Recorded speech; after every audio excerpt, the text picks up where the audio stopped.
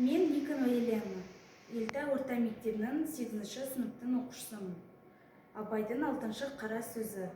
Қазақтың бір мақалы, өнер алды бірлік, ырыс алды тірлік дейді. Бірлік қандай елде болады, қайтсе тату болады.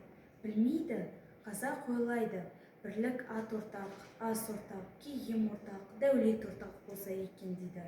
Олай болғанда байлықтан не пайда, кедейліктен не залал? Ағайын құрмай мал іздеп не керек?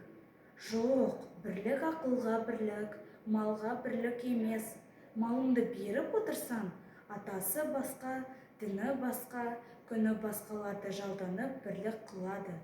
Бірлік малға сатылса, антұрғандықтың басы осы. Ағайын алмай бірлік қылса керек, сонда әркім нәсібесін Құдайдан тілейді. Әйтпесе Құдайдан тілемейді, шаруа іздемейді. Әйтеуір бір-біріне пәле іздейді.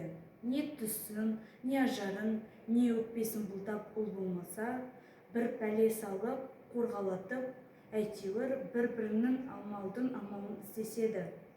Мұның қай жерінен бірлік шықты? Ырыс алды тірлік дейді. Ол қай тірлік? Ол осы жан кеуден шықпағандық па? Жоқ, ондай тірлік итте де бар. Ондай тірлікті қымбат көріп бұлдаған адам өлімді жау көріп, ақыретке дұшпан болады. Жанын қорғалатып, жаудан қашып, қорқақ атанып, еңбек қылудан, қызмет қылудан, дүниеде әлгі айтылған ырысқа дұшпан болады. Ол айтқан тірлік олар емес.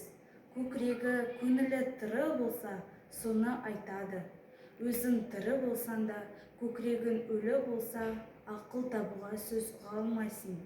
Адал еңбекпен жүріп, мал табуға жігер қыла алмайсың. Кеселді жалқау қылжақпас, әзір тамақ әзір ас, сыртын пысық ішін наз, артын ойлап ұялмас. Болып жүріп тұрымын деме, онан да ала жіберген ақ бұйрықты өлімнен өзі артық.